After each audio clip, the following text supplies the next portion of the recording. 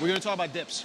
So with dips, this is a pretty powerful exercise if you do it correctly, like anything else. It's been called the upper body squat, which is really interesting. You can load this thing up really, really well once you understand where you need to push from. But it's a great recipe for a shoulder injury if you do these wrong, because the bottom position, when I get into the bottom position of a dip, this position right here is where they test for shoulder impingement, right? So I actually injured my shoulder my first year of training doing dips the wrong way. So learn from my pain. What you want to do is you want to work, you guessed it, from the position. So I'm going to tuck shoulders down and back to put pecs in the firing line. I'm going to grab on here, and so I have a position where I'm not here. A lot of guys do dips from this position. This is a bad position for your shoulder, especially when you get to the bottom. So I'm gonna tuck in, and I'm gonna make sure shoulder is as stable as possible, and I'm gonna hold on right here.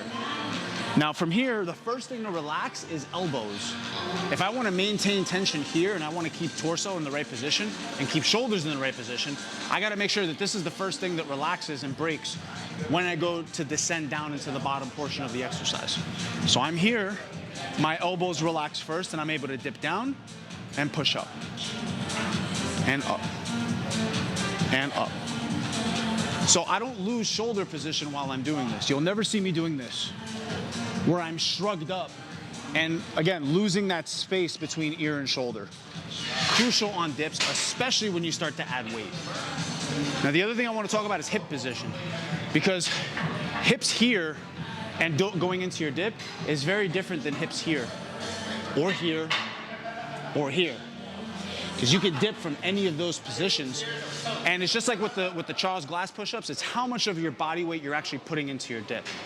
Here I have less of my body weight coming down into the dip. Here I have a lot more. When I come down here, it's a lot more of my body weight than if I'm here. So you can even see how much less muscular tension it is to do the variation where my hips are more forward. So try them out. Eventually, you want to get to a place, again, the graduation for this is your handstand push-up, where you get into a handstand and you're loading your whole body weight, right? I used to be able to do these.